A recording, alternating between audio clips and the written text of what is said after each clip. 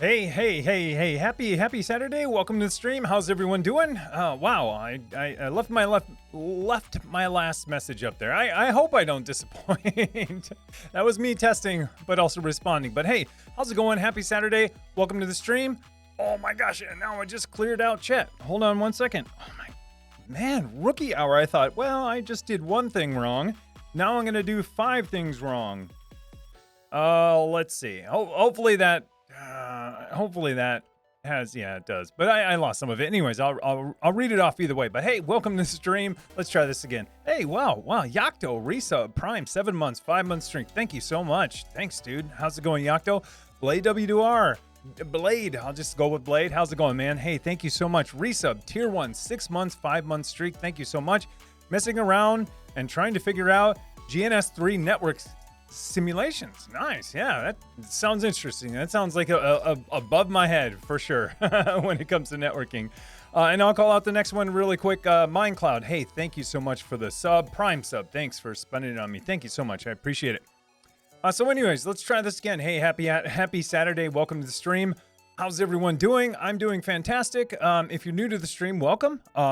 It's a little bit different than I guess my other platforms. It's pretty open, pretty laid back, and we talk about most things tech. If you have something you want to share, something you're excited about, or something you're struggling with, or have a question about, throw it in chat, and we'll definitely talk about it. And for those that I see that I recognize, thanks so much for coming back. So yeah, we're just gonna, just talk about tech like we do most Saturdays. This is our one time, I think, at least for me, to be able to geek out with other people on things all homelab, networking, cloud related. It's super fun, so I appreciate it. Another thing, I'll just call it out now. If you've never been in our Discord server, you should absolutely join. You can find links below, no matter where you are, and if you can't find them, just use !Discord and you should get a link there, and that will get you an invite, or just go discord.gg/technotim. So anyways, let's I'll talk about weather really quick because I'm still kind of sore. So I usually start with weather. Weather here in Minnesota has been pretty wild. I think last week we were down sub-zero. And then we had a huge winter storm come through here in Minneapolis. They predicted it was going to be like the worst storm all time. Still wasn't. I mean, it was pretty bad, but I feel like they sensationalized most weather. Anyways, I feel like they overcompensated. I think I got 16 inches of snow, which is still a ton in one day. And so I think it was yesterday. No, the day before yesterday, I was shoveling all of that out. Fortunately, my neighbor has a snowblower, and he did the front sidewalk just out, along the city sidewalk, pretty much. And I shoveled the rest. So it was, 2 hours of shoveling. It was not fun, but a ton of snow. And now it's gonna be back to almost 30 today and sunny. So it's gonna start melting some of that. So, anyways, and there's some crazy weather going on, at least in the U.S. for sure, like going all the way from West Coast to East Coast. You got snow and storms and tons of snow, and then you got ice, and then you got 80 degrees. If you're on the DC area or a little bit east of there, it's wild. The weather's wild right now. So, anyways, that's February for you, almost March. So, anyways, if you have something you want to share, throw it into chat. Let's talk about it. I'm going to start from the top, and we'll work our way down. I'd love to know what you're working on or what we can talk about, because that would be fantastic. And I'll try to get my chat window synchronized up. I accidentally cleared out one chat window, but I'll get it synced back up as soon as we get there. Okay, so really quick, there was a few more. I'll call out a few more events just because they happened right before, but I called out the subs already. Leet Chill, Colzam, Fatchix, Crash Media IT, Hugo SXM1. Thank you all for the follow. Thank you so much. And then Ram ran Tricky. Tricky, that's hard to say. Hey, thanks for the follow. Appreciate it. Welcome. So yeah, let's get into chat. I'm just making sure making sure that's gonna work. Just making sure my audio stuff is gonna work. Yeah, that looks good. Oh, if I could click on the right thing. I don't want to click on. Give me 1 second. I just want to make sure I have the right playlist on, because I don't want to get, I don't want to get in trouble. I don't want a DMA strike accidentally. by just accidentally playing the wrong playlist. So don't want that. Hey, thank you so much. Let's see. Mad Scientist, thanks for follow. And Coding Bunny, thank you so much for follow. Welcome. Thank you so much. Okay, let's get into chat. First, let's see who was here first. I know who was here first, even though I like destroyed chat. It was Mafney. Mafney was here, said hello. And then close follow-up by Yakto saying, it's Maffin or hey, thank you so much. Seagor, Resub, Prime, 25 months. Dude, let's go. 1 year, 1 month. Thank you so much. Thank you. Oh, I totally skipped over. Not that you are like, hey, he missed something. If you've never been here, you have no idea. But usually in the beginning, I just talk about, hey, this is what I've been working on the last week. Give you guys a quick update so you can maybe hold me accountable for some stuff. But this past week, oh man, I've been doing two things. One, trying to automate some more stuff that I think is really awesome. Automating something a different way, using different tools, using services I already use. How vague can you be? But that's how vague I'm going to be, because it might turn into video. And I mean, I'm committing to it, but I don't want to say it. Just a little bit element of surprise. As it gets closer, I'll definitely either say or drop more hints. Anyway, so I've been working through that. Basically, I feel like a teacher. I'm like planning out this lesson, then I have to test it, then I have to like write out the script and content and then record it. So that's what I've been working through. But on a side note, outside of that, I've been working through just plowing through all of my documentation. I kind of give it an overhaul, and I don't know. I've been playing with way too many things on the side, but my documentation side didn't have some metadata that it needed in order to display post right. And then I was like, well, if I'm touching almost every post, let me zhuzh these up a little bit and make them look a little bit better. So yeah, I've been doing that. I made the last big push this morning through all of my documentation, through lots of pages to do that. But the nice part is it's because I do it in Markdown and it's all as code. I treat it as code.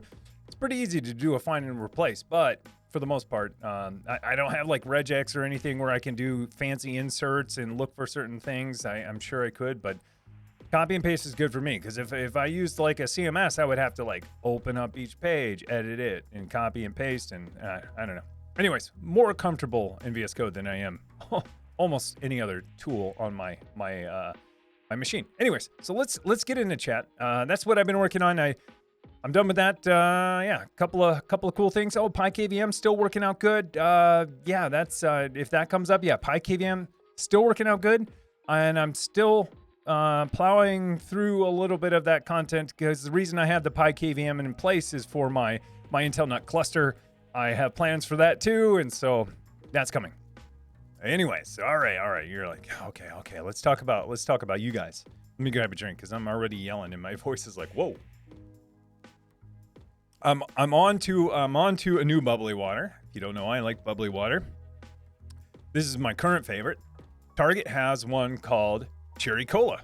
And it's bubbly water that kind of tastes like cherry cola. And it's actually super good. Like, I love this one. This is my favorite. And it's caffeinated, so. But even if it weren't caffeinated, it's pretty good. I'm like, man, it's Target brand. Yeah. Caffeinated cherry cola. And it's like, it's not pop or cola itself, but it's bubbly water that has a hint of it. It's kind of weird, because it's like, soda manufacturers are kind of making things like bubbly water. Now bubbly water is kind of making things like sodas do or pops do. I call it pop. I don't know if you say soda or pop. I've said pop my whole life. So anyways, almost tastes like pop, but not. So anyways, okay, let's get into it. Okay. I as soon as I get chat caught up, I will show it on the screen for sure. I will do that. Seagor, hi, hello. A lot of hellos today. Seagor, framing out Windows today. I assume you mean like real Windows and not the Windows, the operating systems. But I hope I'm on the wrong one. But I hope it goes well for you. I hope it goes well. I'm gonna jump back into the other chat, because I started reading two chats. I have two chats. For those that have been here, you know how difficult this can be at times. Kill some time before time kills you. Let's see. He asks, I'm currently working on a new backup and monitoring system for a client to automate them to the max. At home, I'm experimenting with hybrid cloud setups, multi-arch, OKD4. Yeah, awesome. That sounds awesome. I want to know about this automate them to the max, because I kind of want to get there too. But awesome hybrid cloud. I'm a huge fan of hybrid cloud. I'll have some hybrid cloud stuff coming shortly. But I'm a huge fan too. I would love to offload more to there when I can. Pizza Geek lets you do, I guess, okay, so I'm going to jump back up. Someone says, hey, are those thin patch cables worth it? Yeah, absolutely. I think they're worth it. And someone just asked me the same thing on Twitter, YouTube, in the community tab not too long ago. Like, hey, like, why don't you couldn't you save time and money by just crimping those yourself? And my answer is, I'm not going to save time or money because I'm bad at that. I am bad at that. And so I will waste so many ends and cables just trying to make them right. And so a lot of times, like if you're great at cabling and networking, yeah, absolutely. That's probably the way to go for you. For me, not so much. I'd rather buy the length I need than try to make them, because I've done it before in the past. I'm just not great. I feel like it's something you need to perfect and you need to keep up. So anyways, I do think they're worth it. I think the thin ones are worth it for sure. Not only so I have the right length, but they look nice too, and they come in all different colors. It's in my kit if you want to see it, kit.co/technotim, and it's probably in gear down below. But yeah, I love them. I've been using them for years, and every time I upgrade, and I end up buying quite a few, but they're awesome. They are awesome for sure. Let's see. I'm gonna hop down here. Hey man, this is from Pleasantries. Hey man, having some troubles with DNS in my K3S cluster, but when I kexec into a container, I am very spotting resolution, which is not convincing. I redeployed my nodes with flannel IP spec, but it hasn't helped. Any suggestion? Yeah, so I have 2 suggestions really quick. Penetrator, hey, thanks for follow. Appreciate it. Welcome. So Lester Train, I'm gonna go with this. Like if you're running K3S and they are on top of it doesn't even matter. If you're running K3S, the 3 things I would check to make sure that DNS is working. First, does it work on the node itself? Can you do an NS lookup google.com? You probably can. You probably tested that, so I would definitely do that. That's probably not your problem. What your problem probably is that you don't have DNS inside of one of the containers that you're running or one of the pods.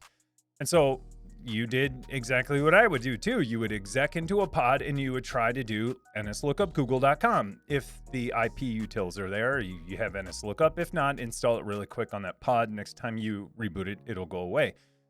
So if that doesn't work, my next suggestion is this happens to me often. It happens to a lot of people. Check your search domains for your DHCP scope.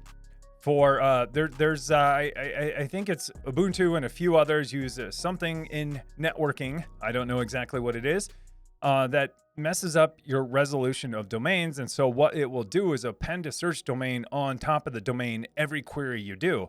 So if you query google.com, it's going google.com.your search domain, like myhomenetwork.lan, and that will never resolve because it doesn't exist. So that's my suggestion. Check your DHCP scope for search domains. I mean, most of the time you don't even need it anyways. I mean, yeah, if you want to, I don't want to see be lazy, but if you want to use short names for your servers and you want that DNS appended to it, sure. But for the most part, I don't use it. I type out fully qualified domain names all the time on all my nodes or all my hosts that I'm trying to reach or ping or whatever. So check that. It's not that's tough. So that's more debugging, but that's where I would go. That turning off that one thing on your DHCP scope will save your hair if you're pulling it out, because I have many of times, and it took me a long time to find that setting, to know it was that setting, and then to turn it off was actually pretty easy. So, all right, let's see. Am I getting closer to where chat is close? Once these sync up, you'll see the chat on the screen. So Fireball, that's who I'm looking for. Fireball. Cyber Knight, well, I'm waiting on trying to expose Rancher UI from my old dev cluster into the intern. I assume onto the internet.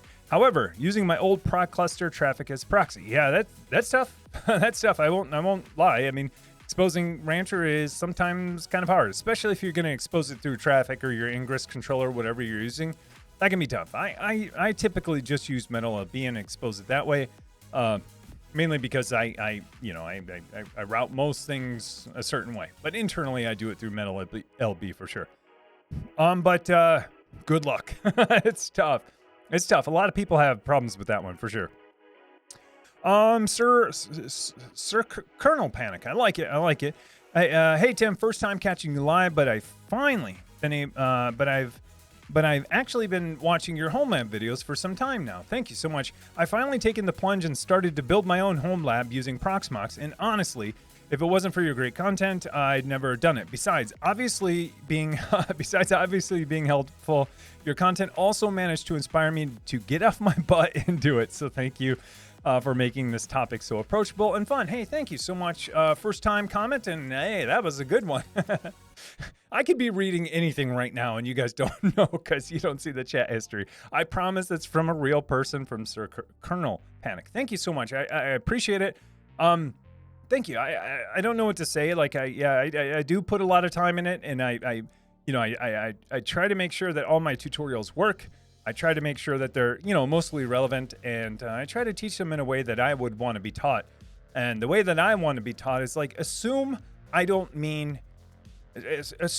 know much about anything except for general IT stuff. Just assume I don't know much, and don't go down rabbit holes. That's kind of, at least when you're explaining something. And so that's how I like to be taught, and so that's kind of how I approach it too. So people's time is valuable, so I don't go down too many rabbit holes.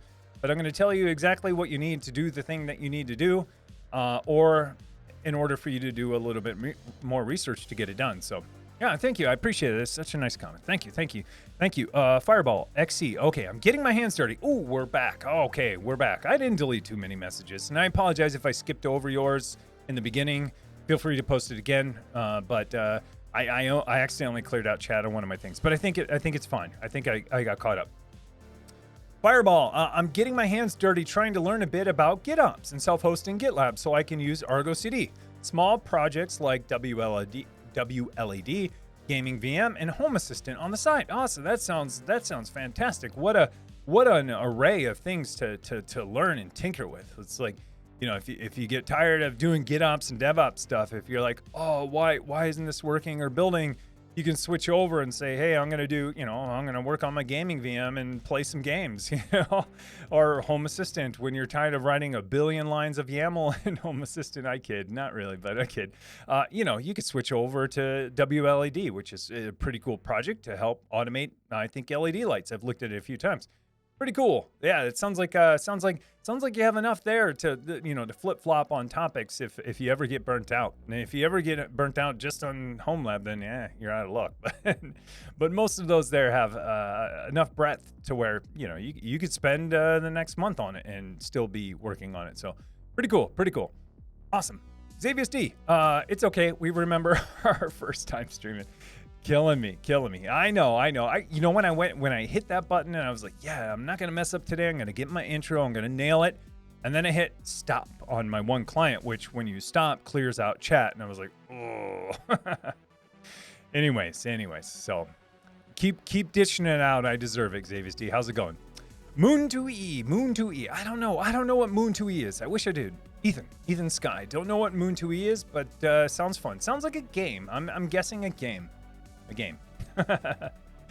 Let's see. How Weston. Hello. This week in my home lab, go for VLANs. Nice. 2 Proxmox, pfSense, managed switch, and a few edge devices, no VLAN aware. A few evenings with partially working connectivity.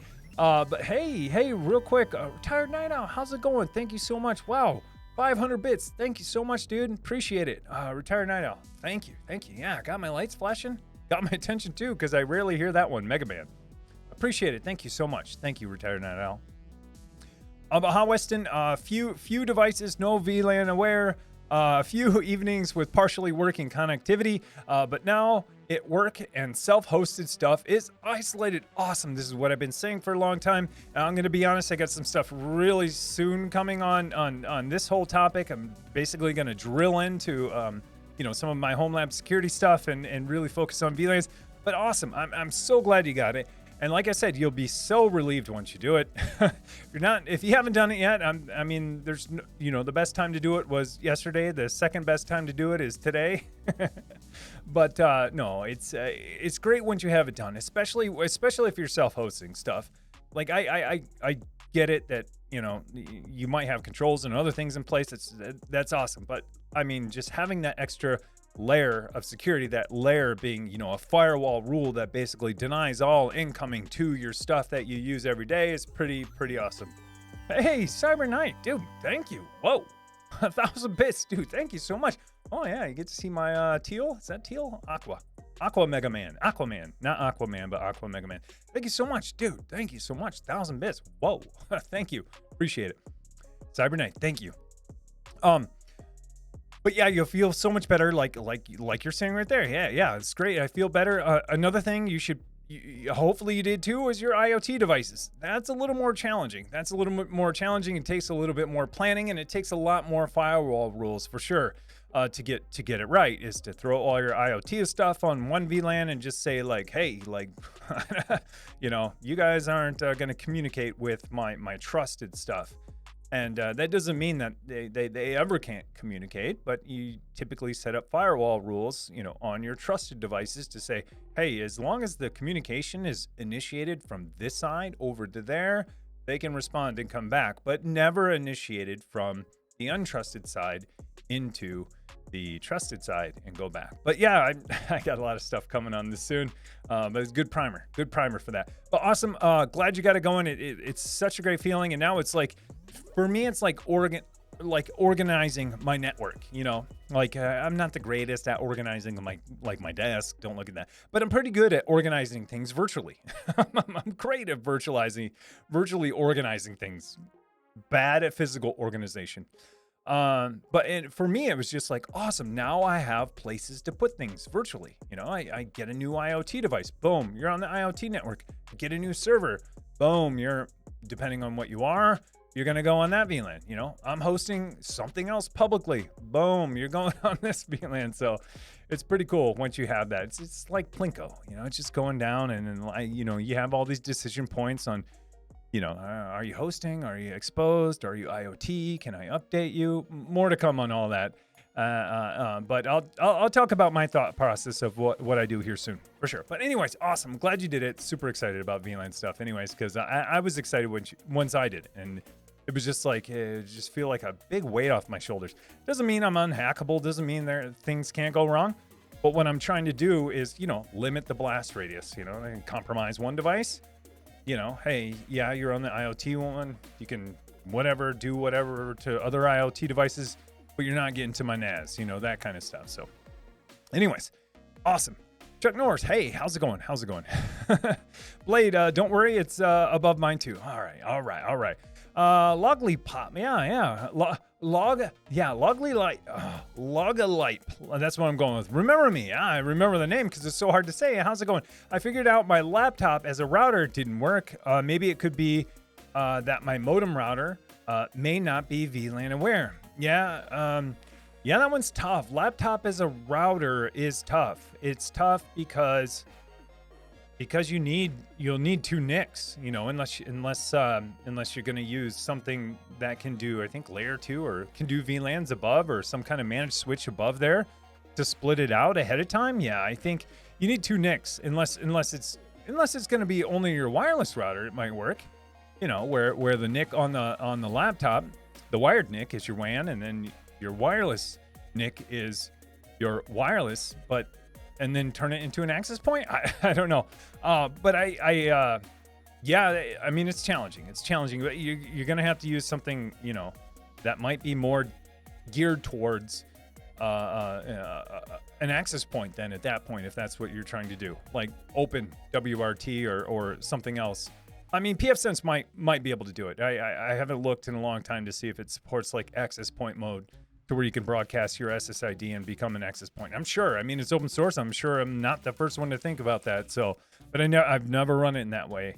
I've never tried to configure it that way. But awesome. Isra Networks. Cold around here today. Yeah, it is everywhere. Skal, how's it going? Lazy Saturday can hang out for a bit. All right, well, we got a bit left to go. Ethan, Sky, hopefully you didn't get too buried with all the snow. Yeah, we did get a lot of snow. It was wild.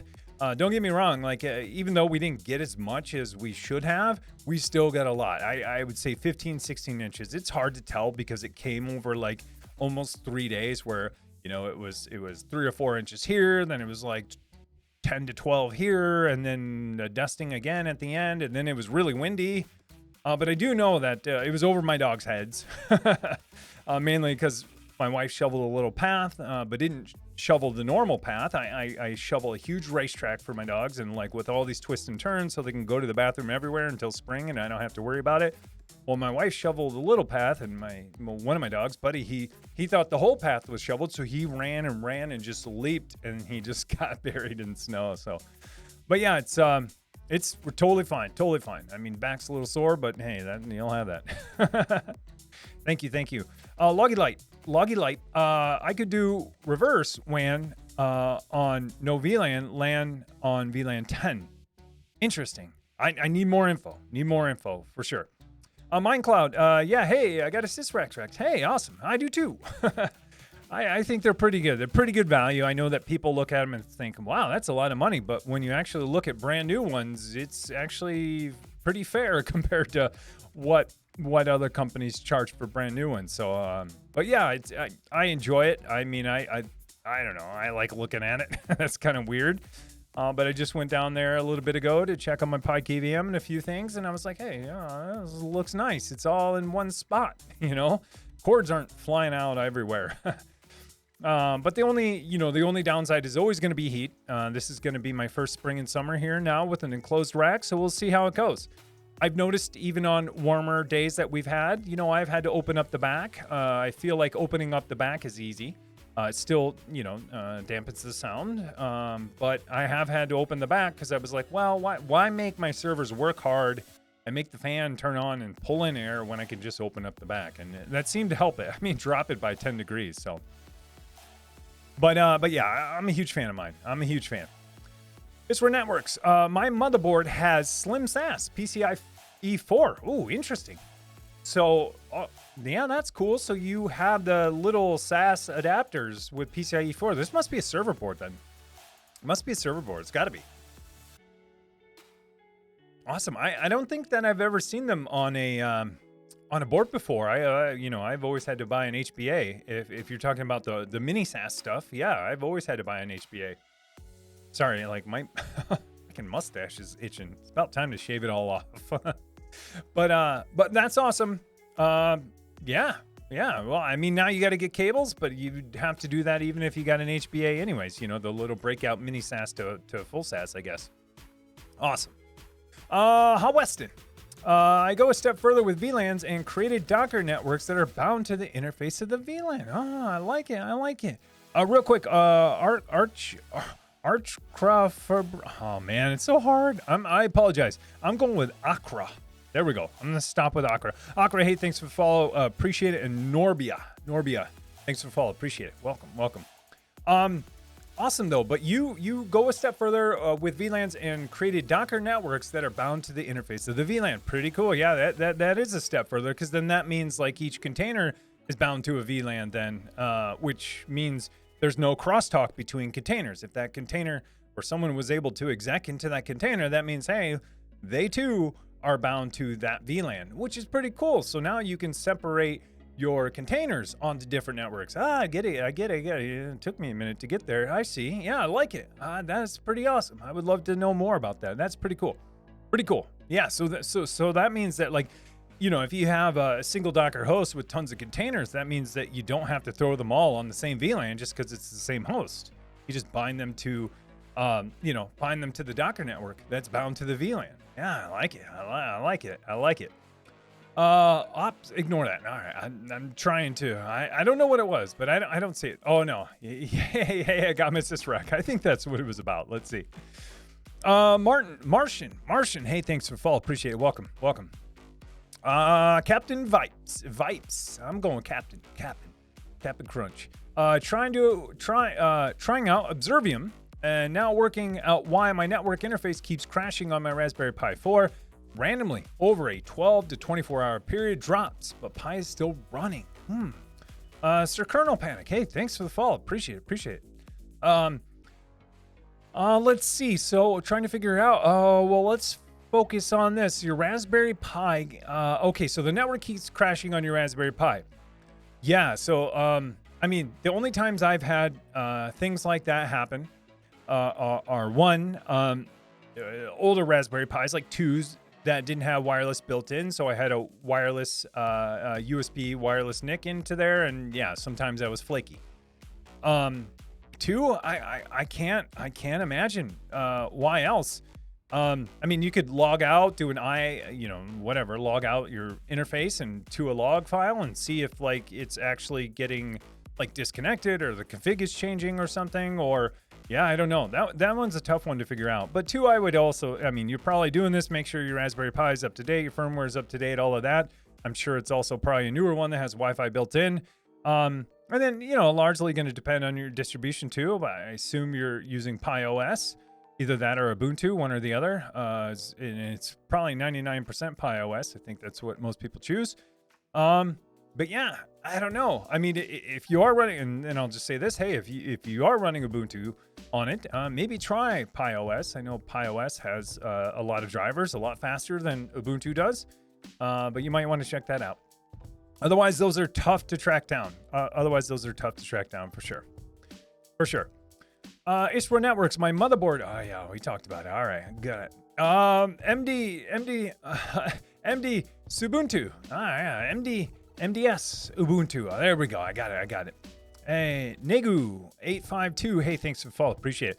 Nice Docker hoodie. Thank you. Yeah, you can kind of see it through there. I wasn't sure if the camera angle could see it, but yeah, thanks. Yeah, thanks, Docker. Yeah, they sent it to me. It was pretty awesome. I love it. Super comfy. Redline. LOL. Weather's crazy here in St. Cloud too. All right, fellow Minnesotan in St. Cloud. Yeah, it's been wild. It's wild. And today's just kind of a calm, sunny day. 30-ish, but sunny. Except for I have snow piles that are almost 5 feet tall because of me shoveling them. But yeah, I'm ready for it. I think I got it down now on how to shovel my property and how to keep it from going crazy when it actually melts too. I think I got it down. We'll see. This is really testing my my hypothesis on how things melt and where it should go. We'll find out here in about a month when it all starts melting. Let's see. We were talking about that SAS backplane. We need one. Yeah. I mean, yeah. Yes. Yeah, maybe, I don't know. At some point, I'll see if Docker is, if they hook me up with some more, I'll definitely do a giveaway. I don't normally do giveaways, but I would probably do it in Discord just to say it'd be a little bit easier to manage. Not even saying they will give me one, but it doesn't hurt to ask. So maybe I will then. Let's see. Isra Networks. I'm trying to stay inside. Too cold. Yeah, it is for sure. I'm kind of ready to at least to walk the dogs. I don't know. I'm ready for a little bit of spring, not a lot of spring. I want to ease my way into it. Woodle. Is that? I'm going with Woodlib. No, I like Woodle. Woodle. I'm going with Woodle. New to your Twitch, but learned a lot from your YouTube. Hey, thank you so much. All things Proxmox. Awesome. I'm glad you did. Currently struggling big time with permissions, I think, between Sonar LXC and Sonar Business LXC. Failing to remove the downloaded file, but Sonar correctly copying files to my SMB. Sonar LXC user group keeps taking ownership of my downloads and directories. Head scratcher, but I'll get there. Start from the basics. Yes. So I'll be perfectly honest with you. I haven't done a ton with LXC. I use Proxmox and I have been for years, but haven't done a ton with LXC. And I know that there's a little bit differences in permissions and stuff like that as well. I know a lot of people on our Discord have worked through that stuff, especially on that same stack. So, I mean, don't be afraid to ask in Discord. I wish I could ask, I wish I could offer more help. But I agree, it's probably going to be permissions. You're going to have to see which user is running in that container and the user ID and the group ID, and then make sure on your SMB share that there's a user that also maps to that. And on top of that, it's SMB, because I was going to say if it's an NFS, that'd be maybe a little easier. But granted that it's SMB, it might be a little bit tougher. So, lousy Smarch weather. I like Smarch. Where's Smarch coming from? I like it. Smarch? It's almost Smarch here. It's almost Smarch. It's coming up. It is coming up. Yeah, we got about, what, 4 days, 3 days? Minecloud, got a sysrack server here. Just like me, I kept saying sysrack server, but it's a sysrack server rack. So I'm glad you make that mistake too. Because I said it about 5 times. I'm like, this thing is not a server, it's a rack. Why can't I remember it? Anyways, I got a sysrack server, and I was wondering how far back you set your vertical rails in the front and back. Also, where exactly did you put the string of LEDs in the rack? I couldn't tell exactly in your 2022 tour. Oh man, how much time you got? Oh man. So first thing, how far did I set it front and back? About this much. I mean, I could measure it for you and throw it into Discord. It did take some guessing though, but I knew when I assembled it and put in the first 4 posts that I wanted enough clearance for 2 things. One, that I could actually close the door in general without some of my network loops hitting it, but 2, that I could close it without the handles to pull out some of my servers actually touching it. And then a little bit more. At first I thought, I want it right to the edge. You know, I want this thing flush. That is not going to work because you won't be able to close the door, and close this door is, you know, put on the door is like step, you know, I don't know, 18, and you're on step, 4 thinking, yeah, I want this flush, and you don't find out till later. So anyways, I'd say a good like 4 or 5 inches. I'd have to look. What I did do though, they do ship you, they ship a tray with it. And so that's kind of your guide to say, well, this is how far apart they should be. And then I just kind of, I just said, about here is pretty good. And I looked at all my servers and I thought, well, they don't stick out that much. Network cables stick out a little bit. And I just kind of went from there. I joined it non-scientific, and I luckily got it almost right the first time. I didn't get the back right. But I pull them in. I err on the side of just pull it in. Like there's nothing that can go wrong if you pull it in. If you pull those posts out, there's a lot that can go wrong. You can't close doors. There's wires up against doors, and so yeah. And then as far as the other question was like, how did I get lights in there? That's I hate it. Very carefully. So I used the Hue light strip, and they have a sticky back. I had to reverse thread everything because the way that it works. So anyways, I had sticky on the right, go up, do something super janky and kind of go around the curves because there aren't any holes to get it through flush.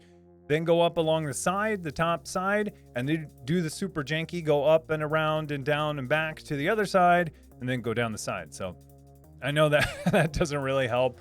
I don't know. Ping me in Discord and I can maybe, send a close-up or something.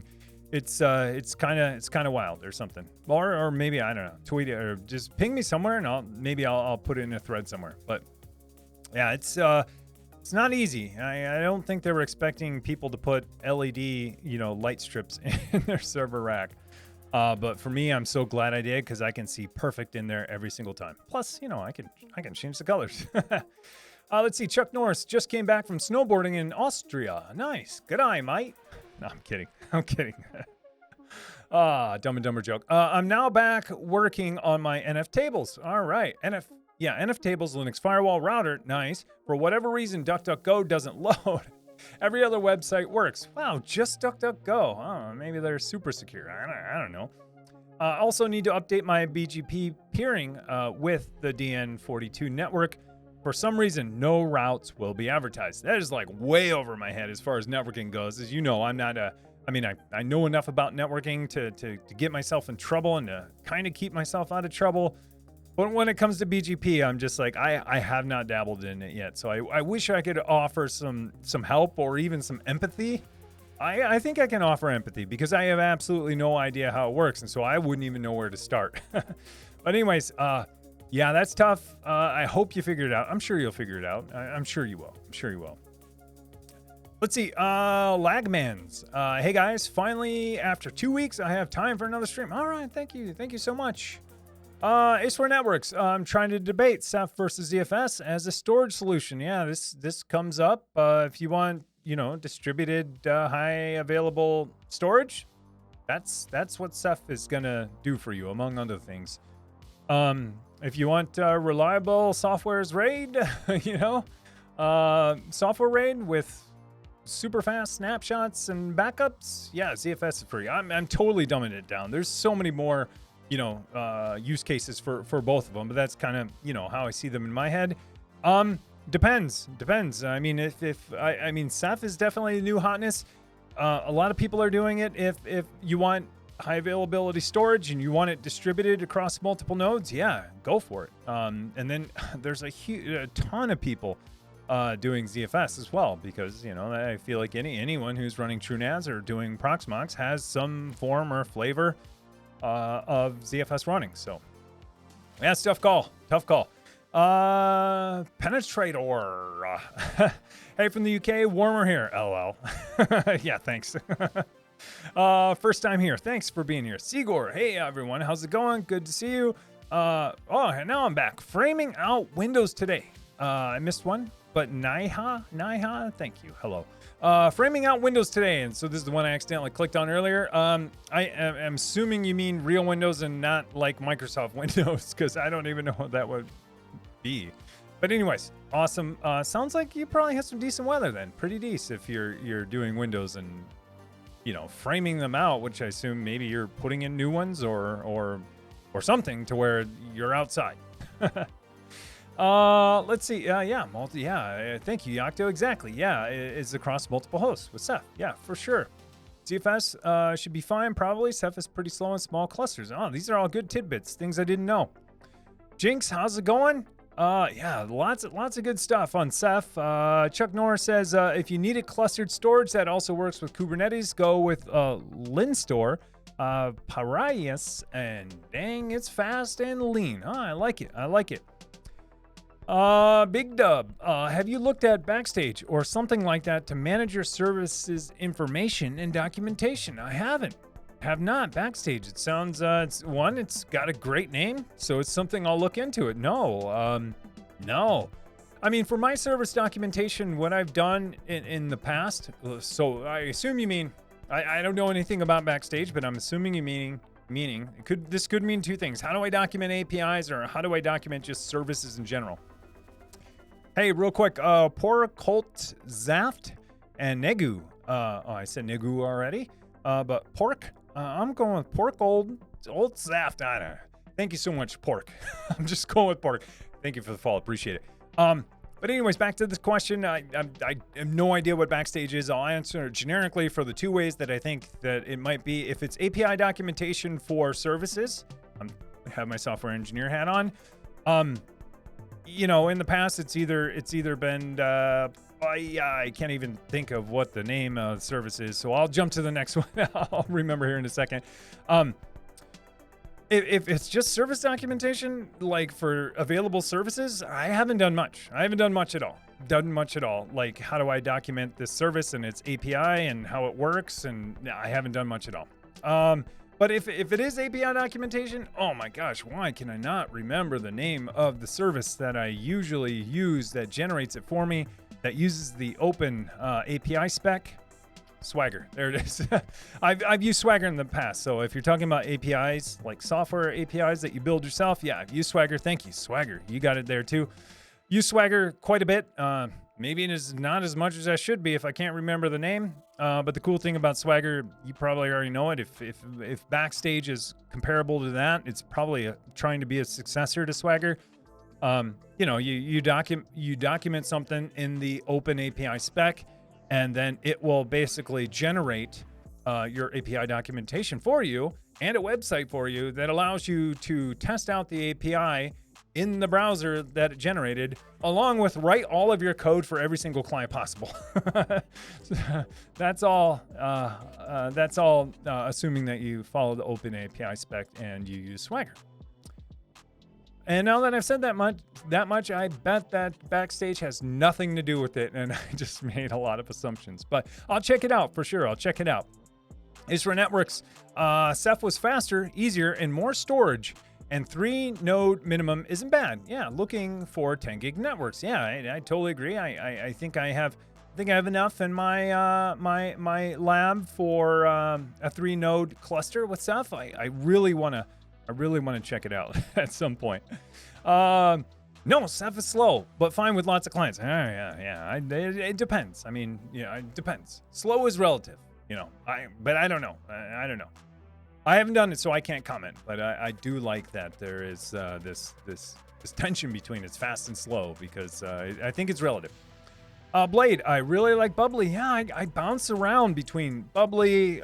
This is Good and Gather from Target, to Waterloo, to you name it. I just Aha is another one I usually have. I have anything. Spindrift is another one, but that actually has fruit juice in it, which is pretty good. I've had a ton. Yeah, someone at work brought in. This is kind of weird. It's gonna be weird. Someone in work brought in this brand called Ora Bora, and on top of that, they have really interesting. I'll say this in the passive aggressive Minnesotan way. They have interesting flavors, and I'll say it a little more direct than that. They have really weird flavors. One's like green bean casserole. No joke. This brand called Ora Bora has a bubbly water called green bean casserole, and so we were kind of working our way through the different flavors, and no one had tried that one. Well, I think one person did, but they were like, yeah, it's kind of weird. and it was. Hey, Cyber Knight, dude. Whoa, thank you. Whoa, Cyber Knight. 10 gifted subs. Dude, tier 1, thank you so much. Wow, dude, thank you so much. Large Dog, Magform, Sill, Stuck on Linux, Zorro, John Andy, Brian, Brain. Now I'm going with Brain. No Joker, Sam the Noob, Top Clean. Enjoy your gifted sub from Cyber Knight. Dude, 10. Thank you so much, dude. Appreciate it. Thank you so much. Dude, that's a lot. Thank you. I appreciate it. But going back to Ora Bora and their weird flavors, like they have one called green bean casserole, and every day I was trying a different flavor every time I was in the office, and finally that was all that was left. So I was like, yeah, I'm gonna try it. I tried it, and it was I'm not gonna lie, it was kind of weird. I mean, imagine like a bubbly water that tastes like a fresh green bean from the garden, like just a green bean, not canned. I don't know how they got the casserole in there, because it didn't have anything like creamy tasting. But I will say, like, at first I was like, hey, it's kind of refreshing. Like, you take a sip of it or take a shot of it, you're like, oh, that was cool. But the longer you drink it, the weirder it gets. So anyways, I'm a huge fan of bubbly waters, and I also appreciate the green bean casserole. Not because I like it, just because it's different, and it kind of expanded my horizon on what bubbly water should be. Now I have room for savory kind of or vegetable or more earthy flavored bubbly waters. Not totally there yet with the green bean casserole, but it was worth trying, just to say you did. Let's see. Target brand bubbly waters, great. Hey, Scala, I think so too. Let's see. Chuck Norris, 10 gig is definitely the minimum for it. I think so too. I would wholeheartedly agree with any distributed storage that 10 gig is going to be, I think a minimum for most. And I would almost say that for some of my Longhorn stuff, maybe because I have huge PVCs sometimes, and it has to synchronize 10 gigs at a time sometimes, but yeah, it's you need some fast networking to synchronize stuff like that. Because if you drop a file that's a gig, like all of a sudden, like your other nodes need to synchronize that gig file, and you could saturate your network really quick for sure. True Minnesotan, say pop. I like it. I'm not originally from Minnesota. I'm originally a Hoosier from Indiana. We said pop there. Sometimes we'd say sody pop. You'd say them both together. So, but a lot of people here, especially when you get up a little bit north, they say soda. It gets a little more formal. But yeah, I've said pop my whole life. My dad would say sody pop, and so I'm kind of like I've said pop too. For a while, I switched to soda. I don't know if I wanted to sound sophisticated or what, but I felt like everyone was saying it to me, and I was saying it wrong by saying pop. Anyways, I still say pop. Love it. True. Yeah. All right. True Minnesotans say pop. All right. Awesome. Let's see. Isra Networks looking at some Brocade devices. I know we got a Brocade crew in the Discord. We even have icons for Brocade. Yeah, a lot of fans of Brocade for sure. TD 5150. Let's see. Hey Tim, when I upgrade my homelab equipment, I would like to know what is the best way to sell my equipment. I was wondering what you and everyone else here does with their old equipment. Yeah, good question. Like, how do I get rid of this stuff that I don't need anymore? I mean, I can say what I did. Couple of things. Tiered approach. Here's what I did. First of all, I would try to sell local if you can, because local, if you can, just gets rid of a lot of friction, a lot of documentation, like a lot of shipping, all of that stuff. So if you can sell local, do it. Facebook Marketplace, Craigslist, if you could do it, do it. And that, for me, that's the ideal scenario. Give it to someone, or sell it to someone here local. And then 2 is, I think someone's mentioning homelab sales. Yeah, absolutely. If you want to go the digital route, you want to just wipe your hands clean of it and just like not be involved and worry about this person showing up at your house saying the server doesn't work. Yeah, homelab sales is a great place to do it. Also eBay. eBay is another great place. With eBay, you're competing against the whole entire world. With homelab sales, you're competing with just a sliver of the world, but a more focused sliver of the world. So, but yeah, that's typically what I do. But for me, I always try Craigslist and Facebook Marketplace first, just because the friction, there's just zero friction. Throw up a quick spec on what I have, how old it is, what I expect. And then I get bombarded, with messages. Because if you list it on Facebook Marketplace, you'll start getting Facebook Messenger messages all the time. Like, is it here? Do you still have it? No. Do you still have it? Do you still have it? And then there's a quick button you can press. Yes, I still have it. It's to the point, like, basically they've automated like what Craigslist used to do, which was, people do on Craigslist. When you list something on Craigslist, people are like, do you still have it? And then you email back, yes, I still have it. I don't know why this is normalized, and it kind of sucks because it's like a wasted, I get it. Some people don't take down their posts, and so, why start asking about this thing if they don't have it? But I'm like, why do you lead with a question like that? Like, lead with like, I want to buy it. And if they come back and say, I don't have it, then they've answered 2 questions or you've moved the ball forward. But for some reason on Craigslist, the norm is, do you still have this? Yes, I still have this. Okay, here's a low ball. That's kind of Craigslist. With me, that was my experience. With Facebook Marketplace now, they've kind of made that easy by having a quick button that says, do you still have it? And then there's a quick button that says, yes, I still have it.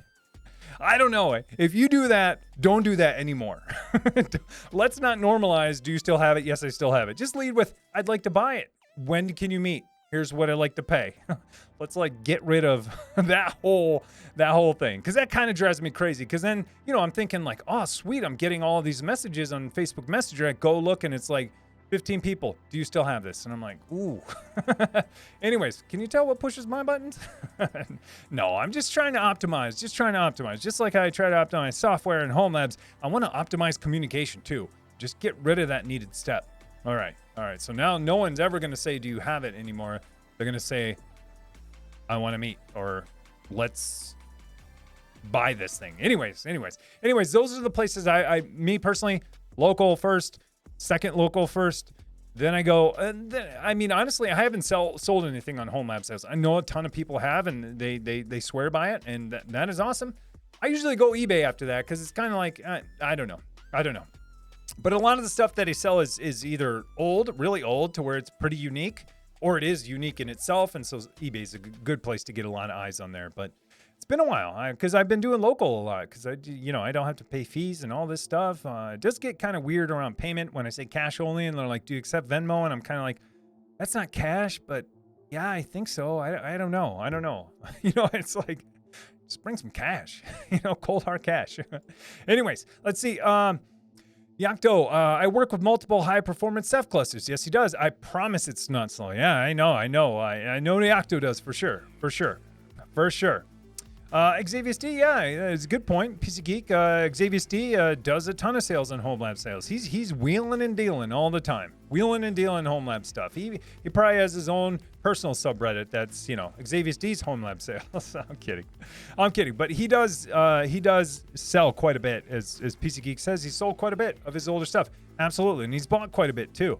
And the one thing I will say though, if you go with home lab sales versus just eBay, is that you're gonna most likely do a transaction with a person that's interested in what you're interested in, and maybe a little bit more lenient if something goes wrong, or who can empathize with you. So I don't want to throw that out the window. I will say that if you are going to use home lab sales, that subreddit there, you're going to be dealing with like people. You won't be dealing with, not that this is wrong, but you won't be dealing with a company, that's a e-waste place that's just shipping stuff out and may overlook something. You're dealing most likely with someone who, took good care of the thing that they had. It's like, hey, if you were able to buy a car from one of your friends who is a good driver, would you do it versus just like, let's go down to, the car lot, to use the car lot and buy a used car. And who knows what that person did if they kept their records up. I mean, there's ways you could check. Maybe this isn't the greatest comparison, but in homelab sales, it's kind of like, you got a community member selling some stuff, then most likely they took great care of it, unless they didn't. But I don't know. Yeah, your mileage may vary. So I haven't purchased from there, but that's the feeling I kind of get from it. Oh, thank you. Yeah, it wasn't to me, but Martian. Hey, Trevor, resub, tier 1, 15 months, 10 months streak. Thank you so much. What's up, Tim? Almost time to deploy. Oh, here we go. Some networking stuff that's like way over my head, but I'm ready for it this time. I'm ready to deploy some new Cisco UCS C22 M3s. No idea what those are, but I know you brought up UCS before. I'm waiting for RAM for the UCS C240 M3, which will serve as a storage for the UCS C220 M3s. I know we talked about UCS before. I wish I knew what they were. I wish I did, Trevor, because you just you're like managing like an ISP in your house. And it's like so it's awesome. At the same time, so like way over my head. I wish I knew exactly what they were. Some people are saying those are blade servers. Oh, blade servers? Yeah, you guys are trolling me. Those are not. It has to do with networking. It has Cisco in the name. I mean, maybe they're blade Cisco servers if that's the thing. I know. Now you guys know where my weakness is. Comes into networking. So giving away too much. Pizza box servers. All right. Okay. So maybe it is. But anyways, dude, thank you for resubbing. I hope you get your RAM soon, and I hope it's everything that you want it to be. Well, it's going to serve as storage. Yeah. But awesome. Thank you so much for the resub. And thank you so much for always testing my knowledge or lack of knowledge in networking. Isra Networks, Asus WS680 Ace IPMI board that came with a 1X Slim SAS, supports PCIe 4/SATA mode. What can I do with the ports? I got an Asus board that came with Slim SAS, supports PCIe. I mean, what can you do? I mean, the same thing I would assume you can do with any like HBA controller that has, Slim SAS. I assume you would get the breakout cables and you would attach them to SAS drives and create an array. I'm just throwing this out there. What can I do with this port? I assume that's what it's for. I've never seen a board that has it on board. Like I said, I usually get an HBA controller, and that's the only time I've seen mini SAS. You'd buy breakout cables and you would attach them to it, I think. And then you would build an array. I don't know. I'm dumbing it down because I'm not exactly sure. But yeah, I think that's what it's for. Someone correct me if I'm wrong. Martian, I would love to see something like that too. Oh, I'm so glad someone commented on your comment because I skipped over it. Have you ever considered making I know where this is going, and I talked about this a little bit before. Have you ever considered making a video on unified firewall rules, trying to work my way around them, but a bit lost?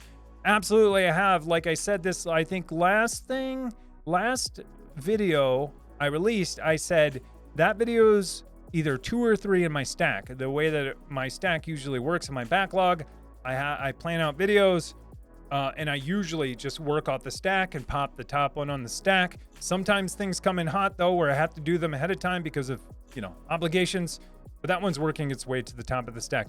That being said, it's either next or the one after. So that kind of sucks if you have to wait for a couple weeks. But at the same time, it's going to be in the same style of me walking through my whole entire network, how things work, how firewalls work, how I set them up, how I set up VLANs, and why I set up VLANs. So if that, and it doesn't have to be just for Unify. I know that I'll have a Unify device and I'll be talking through it, but that doesn't mean it's just for Unify. So, I mean, there might be some nuggets in there, or you could just tune out and just say, I hate Unify. No, whatever. But yeah, soon, like real soon. Not soon TM, but like real soon. Like I said, it's either next or the one after. Really depends on me, how far I get with this one that I currently have. But yeah, Martian, I'm totally there with you. I agree. Hey, carbon-based dude. I like it. 100 bits. Thank you so much. Thanks. I appreciate it. I appreciate the bits. Thank you so much. But Martian, in the meantime, I'll send you over to Cody from Mac Telecom Networks. He has lots of great, tutorials on tidbits of things, all things Unify. Great tidbits. Like he had one the other day on like how to properly configure your wireless networks. I was like, I should probably listen to this because he knows this stuff really well. Cody knows this stuff. And I listened to it about 8-9 minutes and I picked up 2 things. And I was like, yes, now I know what not to do and I know what to do. And so I made some changes to my wireless network and I learned how to figure out how to make sure that things are working right using Wi-Fi Man. So anyways, in the meantime, I would highly suggest checking out Cody's stuff because Cody, Mac Telecom Networks, he's all Unify all the time. Martian, dude, thank you so much. Speaking of Martian, has sub tier 1. Thank you so much. Appreciate it. Thank you so much. I appreciate it. I hope to get your question. Like I said, if you don't see it on the next one, it's the one after that, unless like some commitment rolls in. But I promise you, it's within my stack. It's either at index 0 or 1, but like I said, that array, someone could push something onto that array in front of everything. So that would be a splice. But yeah, ISRA Networks. I got a.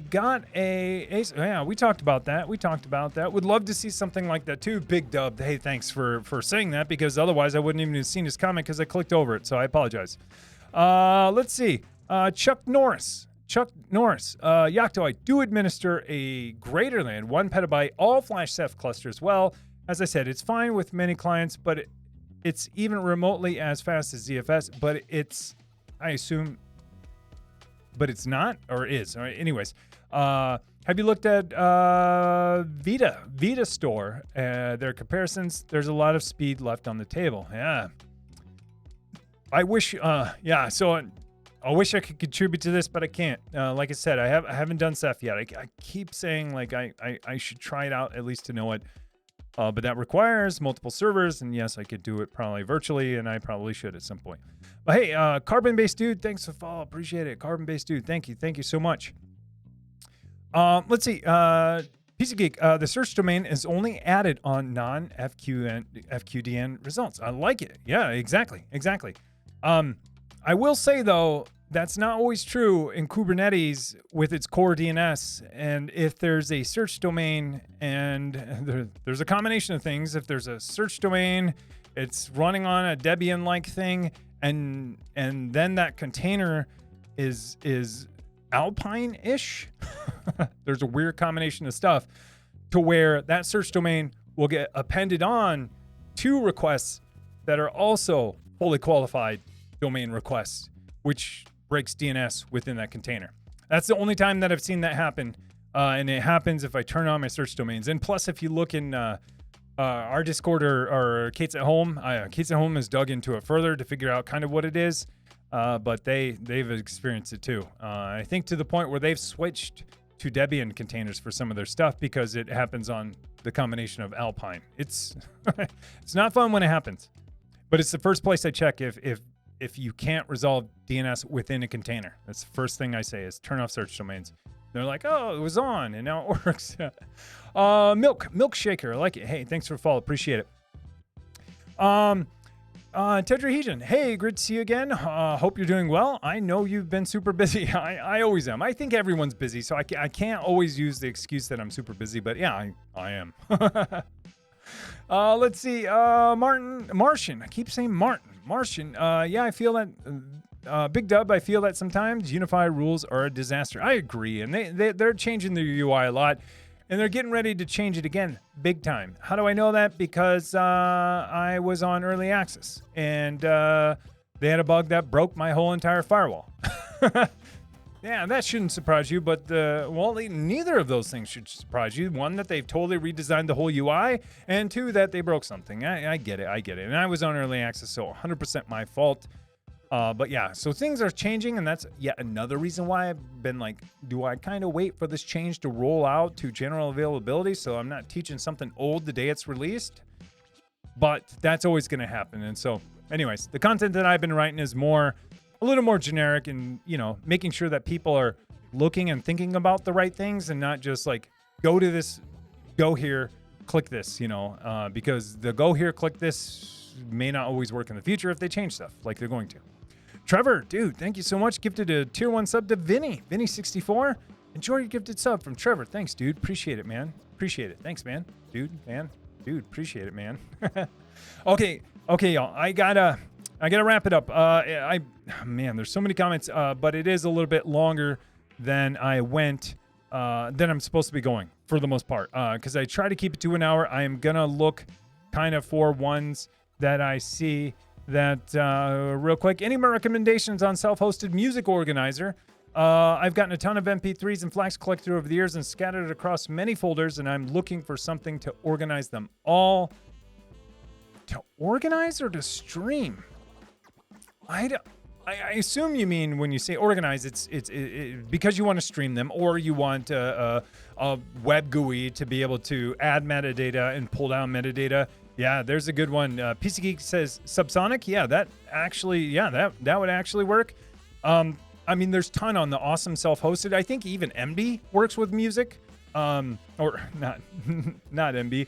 But what's the spin up? Man, my brain is not working today.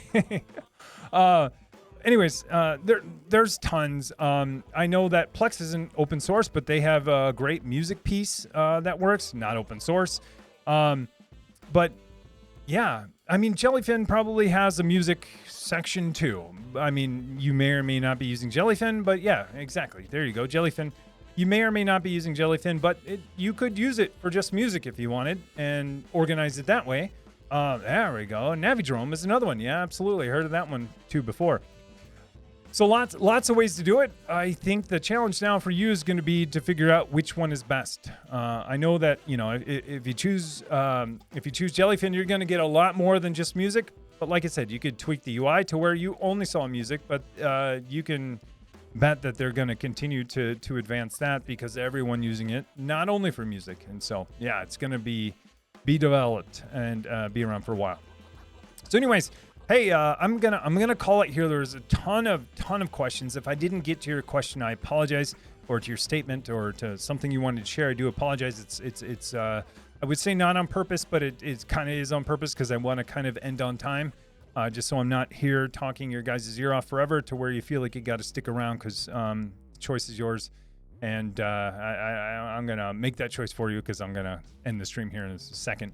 But if I didn't get to your question, comment, and you're not in our Discord, you should absolutely join. We have a Discord full of about 8,000 members, full of people who are interested in this stuff. A lot of people giving questions and answers, and their opinions and their experience in chat are also on Discord. Some of them aren't. If you're one of those ones that aren't, I would love for you to join.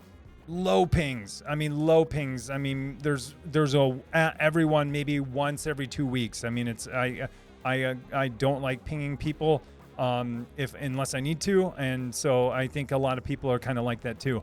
But I will say that a lot of people do chat and do watch chat. So I think it's a combination of people just being around and lurking in chat and reading chat and staying up to date is pretty awesome, to where they feel like, I don't need to ping them because I know they'll be back in, an hour or two and they'll see it. So it's pretty awesome. Built a pretty awesome community, and that's all thanks to everyone that's in the community and our mods too, for sure. Absolutely. Because I say this every time I talk about it. I got super lucky that I got all these awesome people on my Discord server. So, and it's not just like Tim Lovefest, not at all. We have channels on tech, we have channels on non-tech, we have channels on you name it. We got lots of channels, and it's all about that. Just a place for people to connect, to talk about things that they probably normally don't get to talk to with other people. So, anyways, thank you so much. Thanks for hanging out this Saturday. I will have something out this week, absolutely for sure, and I'll be back here next week on Twitch, so I appreciate it. Thank you so much. Have a great Saturday. Again, if I didn't get your comment, I apologize, but I'll try to get through more of them next week. But again, post it in Discord and let's talk about it. Have a great Saturday, and be good to each other. Take care, folks.